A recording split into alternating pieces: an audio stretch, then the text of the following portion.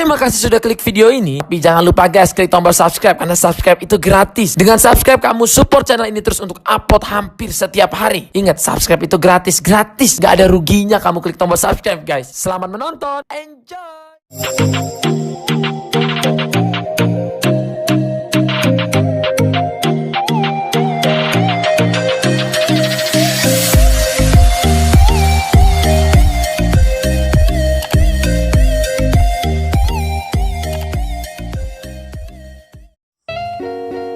Assalamualaikum warahmatullahi wabarakatuh. Perkenalkan, nama saya Bunga Berliana Sari dari Pendidikan Sejarah FKIP Universitas Riau Angkatan 2019. Kali ini saya akan menjelaskan mengenai nasionalisme.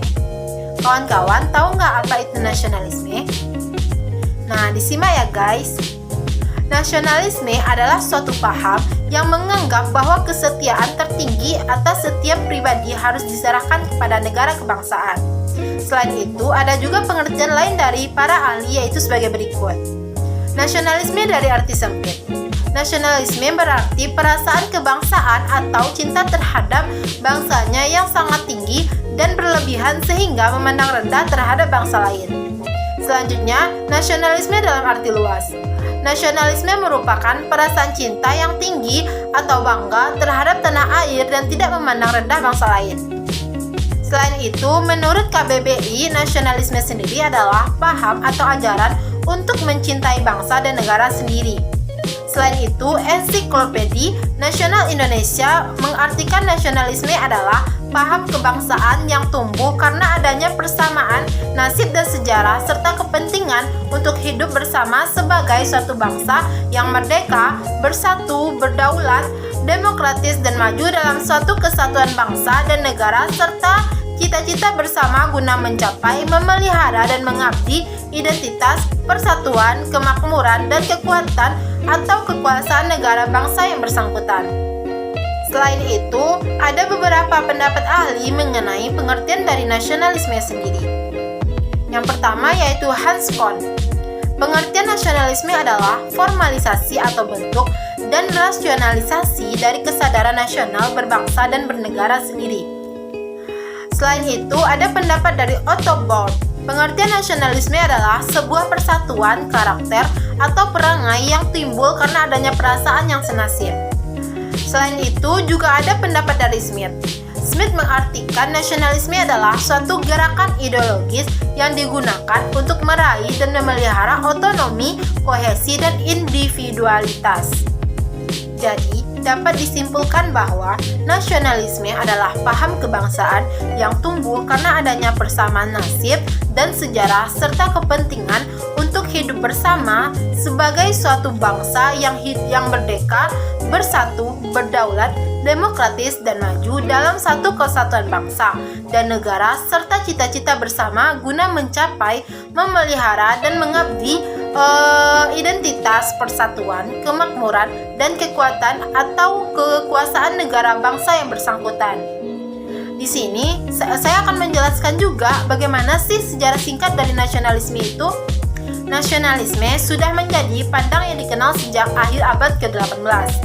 Dilansir dari Encyclopedia Britannica, pada Revolusi Amerika dan Prancis, nasionalisme sudah menjadi pandang kuat yang pertama.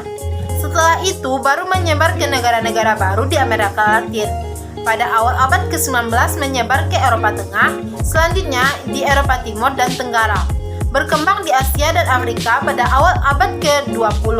Itu menjadi kebangkitan dan pandang perjuangan yang kuat bagi masyarakat di benua tersebut. Baiklah, saya akan menjelaskan apa saja sih faktor-faktor nasionalisme di Indonesia. Yang pertama, saya akan menjelaskan faktor-faktor yang mempengaruhi munculnya nasionalisme dari dalam atau internal. Yang pertama, kenangan kejayaan masa lampau. Bangsa-bangsa Asia dan Afrika sudah pernah mengalami masa kejayaan sebelum masuk dan mengembangnya imperialisme dan kolonialisme barat. Bangsa India, Indonesia, Mesir, dan Persia pernah mengalami masa kejayaan sebagai bangsa yang merdeka dan berdaulat.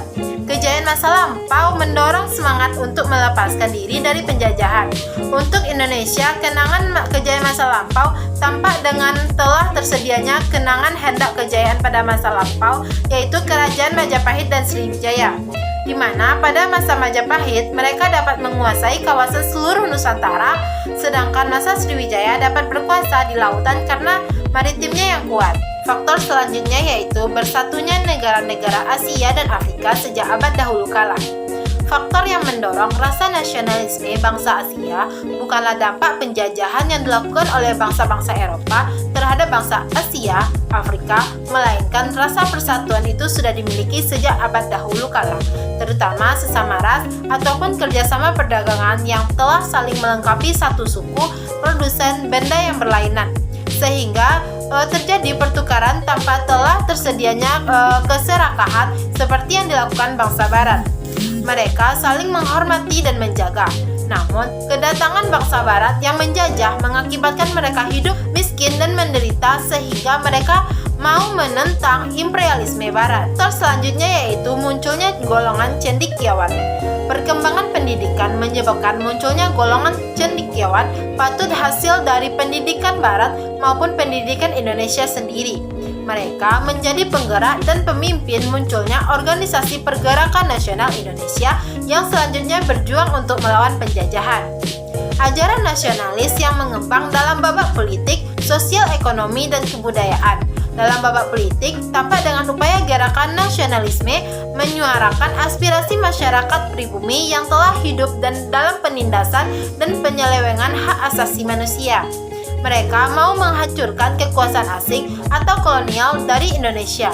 Dalam babak ekonomi, tampak dengan telah tersedianya usaha penghapusan eksploitasi ekonomi asing. Tujuannya untuk membentuk masyarakat yang bebas dari kesengsaraan dan kemelaratan untuk meningkatkan taraf hidup bangsa Indonesia. Dalam babak budaya, tampak dengan upaya yang melindungi, memperbaiki, dan mengembalikan budaya bangsa Indonesia yang hampir punah karena masuknya budaya asing di Indonesia. Para nasionalis berusaha untuk memperhatikan dan menjaga serta menumbuhkan kebudayaan asli bangsa Indonesia. Selanjutnya, faktor timbulnya nasionalisme dari eksternal. Yang pertama, kemenangan Jepang atas Rusia pada tahun 1905. Pada tahun 1904 sampai 1905, Jepang melawan Rusia dan tentara Jepang sukses mengalahkan Rusia. Hal ini dikarenakan modernisasi yang dilakukan Jepang yang telah membawa kemajuan pesat dalam berbagai babak, bahkan dalam berbagai militer. Awalnya, dengan daya yang dimiliki tersebut, Jepang dapat melawan Korea, tetapi yang belakang sekali dia melanjutkan ke Manchuria dan beberapa kawasan di Rusia. Kesuksesan Jepang melawan Rusia inilah yang mendorong lahirnya semangat bangsa-bangsa Asia Afrika mulai bangun melawan bangsa asing di negerinya. Faktor selanjutnya yaitu perkembangan nasionalisme di berbagai negara pergerakan kebangsaan India. India untuk menghadapi Inggris membentuk organisasi kebangsaan dengan nama All India National Congress. Tokohnya yaitu Mahatma Gandhi, Pandit Jawaharlal Nehru, B.G. Tilak, dan sebagainya. Selain itu, tersedianya pendidikan Santiniketan oleh Rabindranath Tagore. Faktor selanjutnya yaitu gerakan kebangsaan Filipina. Digerakkan oleh Jose Rizal dengan tujuan untuk mengusir penjajah bangsa Spanyol di wilayah Filipina. Novel yang dikarangnya berupa No Limi Tangere, yaitu Jangan Sentuh Aku. Jose ditangkap tanggal 30 September 1896, dijatuhi hukuman mati. Akibatnya dilanjutkan Emilio Aguinaldo yang sukses memproklamasikan kemerdekaan Filipina tanggal 12 Juni 1898. Tetapi Amerika Serikat sukses menguasai Filipina. Dari kemerdekaan baru diberikan Amerika Serikat pada tanggal 4 Juli 1946. Faktor selanjutnya yaitu Gerakan Nasionalis Rakyat Cina. Gerakan ini dipimpin oleh Dr. Sun Yat-sen yang mengadakan pembaharuan dalam segala sektor kehidupan bangsa Cina. Dia menentang kekuasaan dinasti Manchu. Dasar gerakan Senmincu I yaitu Republik Tiongkok adalah suatu negara nasional Cina. Yang kedua, pemerintahan Cina disusun atas dasar demokrasi, yaitu kedaulatan telah tersedia di tangan rakyat. Yang ketiga, pemerintah Cina mengutamakan kesejahteraan sosial untuk rakyatnya. Apa yang dilakukan oleh Dr. Sun Yat-sen sangat akbar pengaruhnya terhadap pergerakan rakyat Indonesia. Terlebih lagi setelah pembentukan Republik Nasionalis Cina pada tahun 1911. Selanjutnya yaitu Pergerakan Turki Muda 1908, dipimpin oleh Mustafa Kemal Pasha, menuntut pembaharuan dari modernisasi di segala sektor kehidupan masyarakatnya. Beliau mau agar dapat mengembangkan khilafah, yaitu negeri Islam, dalam paham racun yaitu nasionalisme dan sekularilisme. Mustafa Kemal merupakan wakil pengusaha yang merundingkan Inggris, yaitu negeri penjajah. Gerakan Turki Muda ini banyak mempengaruhi munculnya pergerakan nasionalis di Indonesia. Selanjutnya yaitu Pergerakan Nasionalisme Mesir, dipimpin oleh Arabi Pasha, yaitu pada tahun 1881 sampai 1882, dengan tujuan menentang kekuasaan bangsa Eropa, terutama Inggris, atas negeri Mesir. Telah tersedianya pandangan modern dari Mesir yang dikemukakan oleh Muhammad Abduh mempengaruhi berdirinya organisasi-organisasi keagamaan di Indonesia, seperti salah satunya yaitu Muhammadiyah. Intinya dengan gerakan kebangsaan dari berbagai negara tersebut mendorong negara-negara lain termasuk Indonesia untuk melakukan hal yang sama untuk melawan penjajahan dan kolonialisme di Indonesia. Faktor selanjutnya yaitu munculnya paham-paham baru. Munculnya paham-paham baru dari luar negeri seperti nasionalisme, liberalisme, sosialisme, demokrasi, dan pan-islamisme juga menjadi dasar pengembangnya paham-paham yang serupa di Indonesia.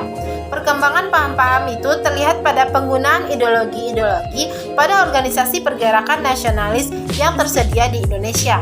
Tumbuhnya nasionalisme di Indonesia. Karena telah tersedianya faktor-faktor pendukung di atas, maka di Indonesia mulai muncul semangat nasionalisme. Semangat nasionalisme ini dipergunakan sebagai ideologi atau paham untuk organisasi pergerakan nasional yang telah tersedia. Adicita nasional di Indonesia diperkenalkan oleh Partai Nasional Indonesia yang diketuai oleh Insinyur Soekarno. PNI mempunyai tujuan untuk memperjuangkan kehidupan bangsa Indonesia yang bebas dari penjajahan.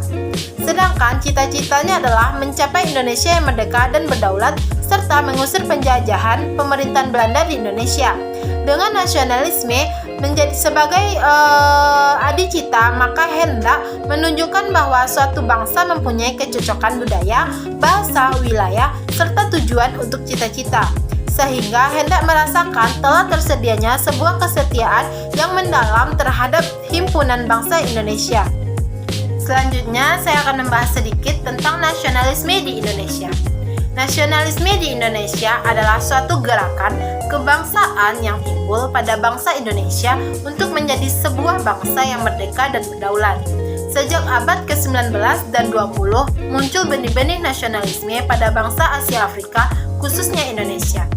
Awal kebangkitan nasionalisme di Indonesia berawal dari lahirnya Budi Utomo yang didirikan oleh Wahidin Sudirohusodo dan Sutomo.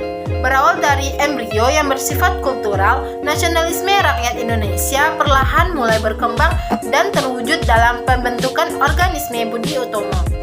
Budi Utomo sendiri menjadi pemicu kesadaran para tokoh pergerakan nasionalisme untuk mulai berjuang dengan cara berorganisasi. Nasionalisme di Indonesia mengalami kemajuan dan perkembangan yang sangat pesat ketika secara resmi Budi Utomo atau perpanjangan tangan Belanda diakui oleh pemerintahan Belanda pada tahun 1908. Secara singkat, perkembangan nasionalisme di Indonesia menjadi lebih ramai sejak berdirinya Budi Utomo sampai proklamasi kemerdekaan.